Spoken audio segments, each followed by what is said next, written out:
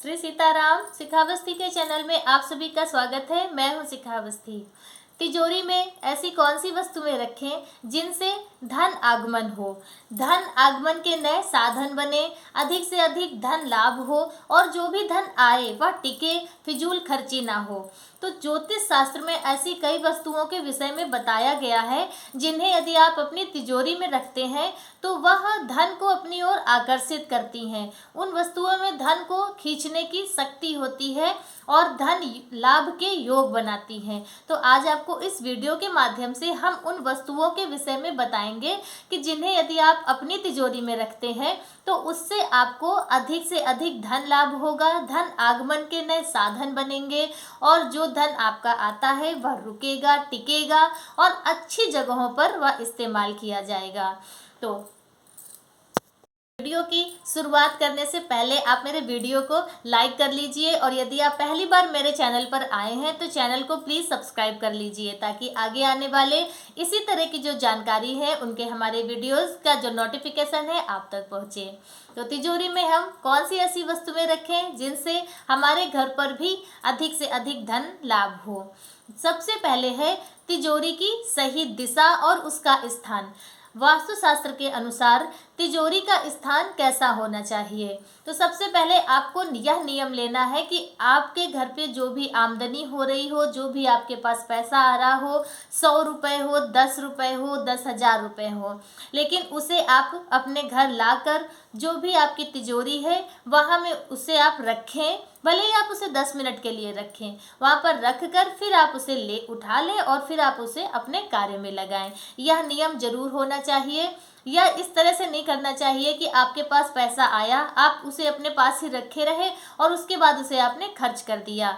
इस तरह से धन का अपमान होता है। आप अपने आप से ही ले लीजिए। आपके घर पे कोई आए इंसान और उसे आप उसकी पसंद की कुछ वस्तुएं ना दें, उसे आप पानी के लिए ना पूछें और कार्य पे लगा दें। कुछ भी आप उसे काम बता दें तो क्या होगा, पहली बार तो वो आएगा लेकिन दोबारा नहीं आएगा। कि उनके घर तो जाओ, पानी तक के लिए नहीं पूछते नहीं हैं और काम बताने लगते हैं, तो वो इंसान आएगा नहीं आएगा। तो उसी तरह से धन भी होता है। धन अगर आपके पास आया है, भले ही वो 10 रुपये आए हों आपके पास, पूरे दिन में आपने सिर्फ 100 रुपये या 10 रुपये ही कमाए, फिर भी आप उन्हें लाएं सम्मान के साथ। जो भी आपने अपने घर में धन रखने का स्थान बना रखा है वहाँ पर आप उसे रखें और 10-15 मिनट, अगर यदि आपके पास अब उतने ही पैसे हैं और ज़्यादा नहीं है, आपको वही खर्चा करने हैं, तब भी आप उसे 10-15 मिनट के लिए रख दें और फिर आप उसे वहाँ से उठाकर खर्चा कीजिए। आप देखिएगा इसी से ही आपकी जो फिजूल खर्ची है वह रुक जाएगी और जो आपका धन है वह अच्छे कार्यों में लगेगा। तो धन और तिजोरी का सही स्थान क्या है। तो वास्तुशास्त्र के अनुसार जो घर की तिजोरी है वह घर की उत्तर की जो दक्षिण की दीवार होती है उधर होना चाहिए। आपके घर की दक्षिण दीवार हो या आपके कमरे की दक्षिण दीवार हो, तो उस दीवार की में आपकी तिजोरी होनी चाहिए और इस हिसाब से आप उसे रखें दक्षिण दीवार की तरफ कि उसका जब आप मुंह खोलें तो वह उत्तर की दिशा में खुले। दक्षिण की दीवार में आपको अपनी तिजोरी का स्थान बनाना है और उत्तर की तरफ उसका मुख खुलना चाहिए।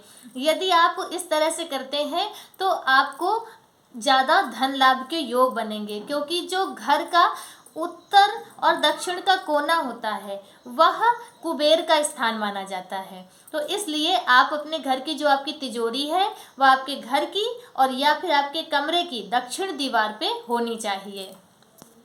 हो गया आपकी तिजोरी का सही स्थान और सही दिशा। दक्षिण दीवार पे आपकी तिजोरी हो और उसका मुख उत्तर की दिशा में खुलना चाहिए। और फिर है आप अपनी तिजोरी में एक छोटा शीशा रखें। छोटा शीशा हो जिसे आप अपनी तिजोरी में रखें। छोटे शीशे को रखने से वास्तुशास्त्र के अनुसार शीशा अधिक धन को दर्शाता है। अब आपने जैसे एक तरफ धन रखा हुआ है, जो भी आपके जितने पैसे हो वह आपके रखे हुए हैं और एक तरफ शीशा रखा होगा तो वह अधिक धन को दर्शाएगा। तो इसका छोटे शीशे का तिजोरी पे बहुत अधिक असर पड़ता है। उससे आपका जो धन लाभ है वह उसे दर्शाता है और छोटा शीशा तिजोरी में रखने से धन लाभ के योग बनते हैं। उसी तरह से है, आप अपनी तिजोरी में हल्दी की गांठ रखें।